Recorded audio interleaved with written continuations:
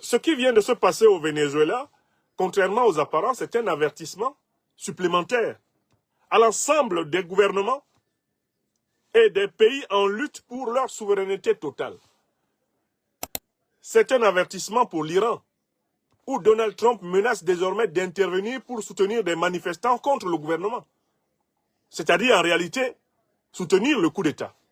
C'est un avertissement pour la Fédération de Russie, où, à travers son proxy l'Ukraine, l'OTAN essaye de tuer le président Poutine en tirant sur sa résidence. Ce sont les mêmes procédures.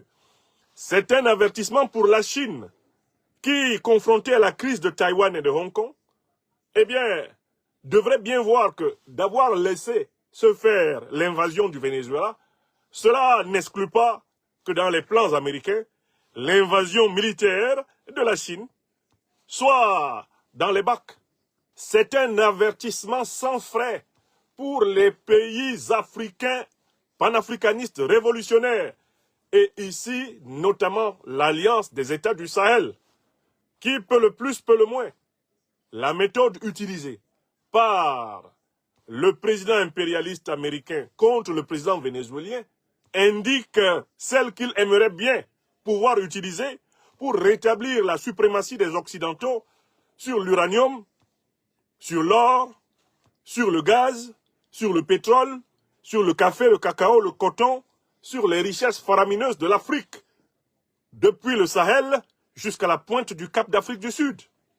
Donald Trump, qui a positionné des navires de guerre dans le golfe de Guinée, affiche sa volonté de kidnapper en réalité tous les dirigeants de ce monde qui ne se soumettent pas au dieu dollar.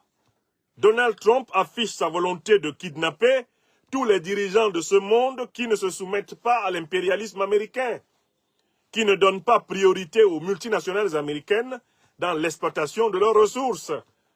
Vous avez bien vu le pseudo-accord de paix organisé par Donald Trump pour continuer le pillage du Congo en association avec l'Union européenne, le Rwanda et l'Ouganda. Ce fameux accord de paix, qui n'est rien d'autre qu'en réalité un accord de dépossession du peuple congolais de ses richesses. Tshisekedi l'a signé, probablement parce qu'il craignait même que Trump soit capable de le faire enlever à Kinshasa et l'amener à Washington pour le juger. Donc il faut que l'Afrique en lutte, l'Afrique résistante, reçoive 5 sur 5 le message de Trump. Il dit aux peuples africains ce qu'il a dit aux peuples latino-américains, ce qu'il dit aux peuples asiatiques, aux peuples du Moyen-Orient, ce qu'il dit aux peuples russes. Nous nous donnons les moyens de vous imposer notre volonté par la force.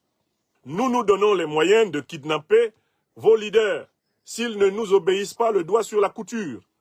Nous nous donnons les moyens d'imposer l'ordre impérialiste américain et occidental sur la terre parce que nous savons que l'Occident est la partie la plus pauvre du monde. Et il est hors de question que nous acceptions que le monde qui est plus riche que nous impose de négocier ses richesses avec lui. Nous allons continuer à piller le monde, à arracher ce que nous n'avons pas. Il est hors de question que nous commercions, que nous négocions. Il est hors de question que nous cherchions des solutions de consensus avec vous, parce que si nous entrons dans un consensus sur l'uranium, sur l'or, sur le manganèse, nous allons nous appauvrir et vous allez vous enrichir. Nous deviendrons des pays, de développement moyen, alors que vous deviendrez des pays de développement puissant. Donc, il est hors de question que nous vous laissions devenir puissants. Nous vous avons déclaré la guerre. Nous vous ferons la guerre jusqu'à ce que nous n'en soyons plus capables. Voilà le message.